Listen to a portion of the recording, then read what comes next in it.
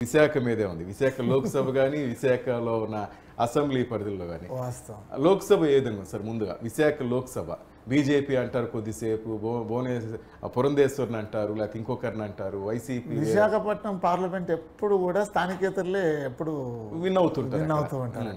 అంటే నేదురుమల్లి జనార్దన్ రెడ్డి కావచ్చు, సుబ్బిరామిరెడ్డి కావచ్చు,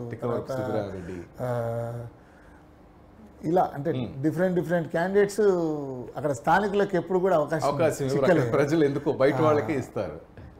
కాబట్టి ఈసారి కూడా టీడీపీకే బాగా ఎడ్జ్ ఉంది. టీడీపీ జనసేన కూటమికే ఎక్కువగా విశాఖ లోక్సభ అభ్యర్థికి. రైట్.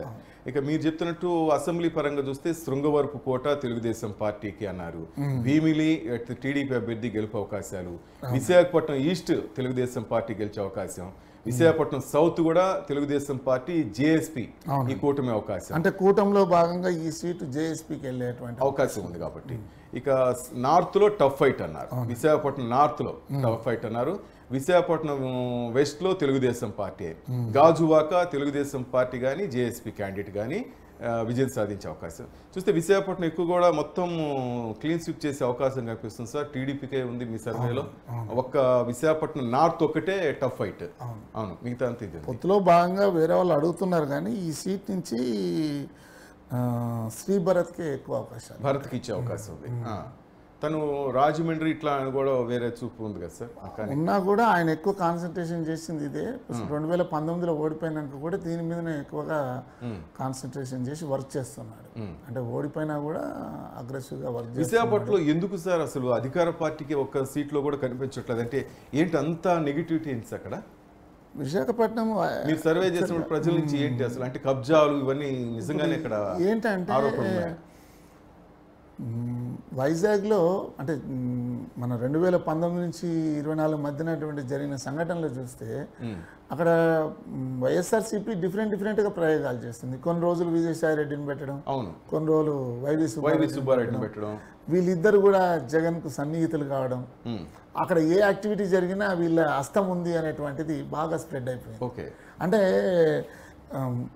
వైఎస్ఆర్సీపీ కనుక మళ్ళీ ఒకవేళ పవర్లోకి వస్తే వైజాగ్ను ఏదో రకంగా కబ్జా చేసేటువంటి పరిస్థితి ఉంటుంది అనేటువంటి ఫీలింగ్ వైజాగ్ ప్రజలు. రాజధాని అంశం కూడా పెద్ద ఎఫెక్ట్ పడుతుంది. అంటే వాస్తవంగా వీళ్ళు స్పీచ్లలో చెప్పడం తప్ప అందులో ఎఫెక్టివిటీ పనిచేసింది అంటూ ఏం లేదు. దసరా తర్వాత అక్కడ షిఫ్ట్ చేస్తాం, పరిపాలనా రాజధాని ఎప్పుడు ఒక 3-4 నెలలకు ముందు ఏదో ఒక అనౌన్స్మెంట్ చేయడం, దాన్ని పోస్ట్పోన్ చేయడం, డిఫరెంట్ రీజన్ చెప్పడము. ప్లస్ అంటే అక్కడ చేస్తున్నటువంటి యాక్టివిటీస్ కూడా ఏంటంటే వీళ్ళ పైన బలమైన ఆరోపణలు. ఇంకోటి అక్కడ ఎంపీ ఎవరైతే ఉన్నారో ఆయన కూడా వైఎస్ఆర్సీపీ మీద అసంతృప్తితో ఉన్నాడు. ఎంవీవీ సత్యనారాయణ చాలా గొడవలు కూడా జరిగినాయి. అది కూడా అక్కడ ఏంటంటే మేజర్గా ల్యాండ్ ఇష్యూస్ వైఎస్ఆర్సీపీకి నెగిటివ్ గా పనిచేయబోతుంది. అదే విశాఖలో అసలు ఎటువంటి అలిగేషన్స్ కానీ డిస్టర్బెన్స్ ఉండేవి కావు. కానీ ఈ మధ్య కాలంలో అంటే 2014లో కానీ 18లో కానీ అంతకుముందు అంటే డిఫరెంట్ పార్టీస్ నుంచి అంటే ఖమ్మం పార్టీ హరిబాబు ఉన్నప్పుడు కానీ బీజేపీ ఉన్నప్పుడు కానీ ఎలాంటి ప్రాబ్లమ్స్ రాలేదు.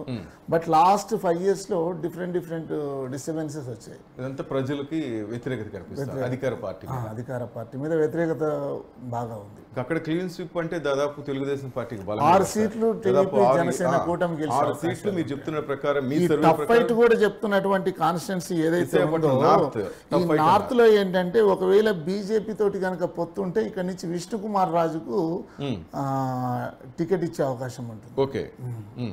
అంటే ఈ సెగ్మెంట్ గతంలో కూడా ఆయన ఎమ్మెల్యేగా ప్రాతినిధ్యం వహించినటువంటి గన్నబాబు కానీ వెలగపూడి రామకృష్ణ బాబుకి నల్లరి మీద ఆల్రెడీ వెలగపూడి రామకృష్ణ బాబు ఇప్పటికీ 3 సార్లు గెలిచాడు. ఇప్పుడు 4వసారి కూడా అలవోకగానే గెలుస్తాడు. ఆయనకి ఎందుకంటే ప్రతిసారి ఆయన పైన ప్రయోగాలే చేస్తున్నాయి ఆపోజిట్ పార్టీ. కాబట్టి ఈసారి అలాంటి ఏమి ఇబ్బందులు ఉండవు.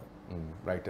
మొత్తం మీద విశాఖపట్నం లోక్సభ యాక్చువల్గా ఇందులో భీమ్లీకి టీడీపీ ఎడ్జున్నా కూడా ఈ సీటు కూడా మన గంటా శ్రీనివాసరావు గారు అడుగుతున్నారు కావాలని. కాకపోతే ఏంటంటే వంశీకృష్ణ శ్రీనివాస్ ఆయన వైఎస్ఆర్సీపీలోకి రాజీనామా చేసి ఆయన భీమ్లీ సీట్ ఆయన కూడా ఆస్పిరెంట్ ఉన్నాడు. సర్దుబాటులో భాగంగా జనసేనకి వెళ్తే అక్కడ కూడా వెళ్ళే సార్ కూటమి ఎవరు ఉన్నా ఓకే అంటారు అక్కడ బీవీలో టీడీపీకి ఎవరికి ప్రాబ్లం లేదు. Right right. మొత్తం మీద విబిపిఎస్ సర్వే ప్రకారం విశాఖపట్నం లోక్సభ పరిధి చూస్తే శృంగవరపు కోట తెలుగుదేశం పార్టీ, భీమిలి కూడా తెలుగుదేశం పార్టీకే విజయం. అలాగే Visakhapatnam east south Telugu Desam party వైపు మొగ్గు చూపుతున్నారు ప్రజలు. ఒక విశాఖపట్నం నార్త్లో మాత్రం టఫ్ ఫైట్ కనిపిస్తోంది. ఇక విశాఖపట్నం వెస్ట్లో టీడీపీ అభ్యర్థి, అలాగే గాజువాక్లో కూడా తెలుగుదేశం పార్టీ జనసేన అభ్యర్థి విజయం సాధించే అవకాశం కనిపిస్తుంది. గాజువాక్ ఒకవేళ పవన్ కళ్యాణ్ మరలా అక్కడ పోటీ చేస్తారంటే విజయం పోటీ చేసే అవకాశాలు లేవు, తక్కువ. అంటే భీమవరం గాజువాక్ అనుకున్నారు, ఈసారి ప్లేసెస్ మార్చే అవకాశం ఏమైనా కనిపిస్తోంది సార్? ఆయన ఒక చోటు నుంచే పోటీ చేయొచ్చు అని టాక్ ఉంది. అది భీమవరం కావచ్చు, నుంచి. ఎందుకంటే పోయినసారి 2 చోట్ల పోటీ చేసి నష్టం జరిగింది కాబట్టి అంటే వాస్తవంగా కూడా 2 చోట్ల పోటీ చేస్తే ప్రతిసారి ప్రతికూల రిజల్ట్సే వస్తున్నాయి. ఎందుకంటే చిరంజీవి టైంలో కూడా పాలకొల్లు తిరుపతి చూసినప్పుడు తిరుపతిలో గెలిచిండు, పాలకొల్లులో ఆయన పైన నిలబడ్డ ఎవరైతే లేడీ ఉన్నారో చాలా అంటే మున్సిపల్ చైర్మన్ స్థాయి లేనటువంటి, అంటే మనం వ్యక్తిత్వం తగ్గించడం కాదు కానీ 2 చోట్ల పోటీ చేసినప్పుడు ఏమైతే కాన్సన్ట్రేషన్ తగ్గిపోతుంది. అదే అంటారు జనాలు కూడా. మన దగ్గర కూడా చూసినప్పుడు తెలంగాణలో కూడా చూసినప్పుడు ఈటల రాజేందర్ గారు హుజూరాబాద్ నుంచి గజ్వెల్ నుంచి పోటీ చేశారు. హుజూరాబాద్ ఒక్కటే కనుక ఆయన సెలెక్ట్ చేసుకుంటే ఆయన గెలుపు అవకాశాలు ఉండేవి. 2 చోట్ల కానీ పార్టీ పాలసీలు ఆయన కూడా వ్యక్తిగతంగా తీసుకోవడం వల్ల నష్టం జరిగింది. ఇప్పుడు ముఖ్యమంత్రి, మాజీ ముఖ్యమంత్రి కూడా మనం కామారెడ్డి చూసాం, తెలంగాణలో చూసాం. కాబట్టి అది ఏంటంటే రేవంత్ రెడ్డి పోటీ చేయడం ఏంటంటే ఒక పార్టీ పాలసీ, అంటే టఫ్ ఫైట్ ఇచ్చి కేసీఆర్ ను ఓగొడుతున్నామనే అది గేమ్ ప్లాన్ లో భాగంగా ఆయన పోటీ చేసిండు. కానీ అక్కడ ఆయనకి ఏం అంత పట్టున్నటువంటిది కాదు. ఎందుకంటే ఈవెన్ షబ్బీర్ అలీ నిలబడ్డా కూడా ఓడిపోయేవాడు.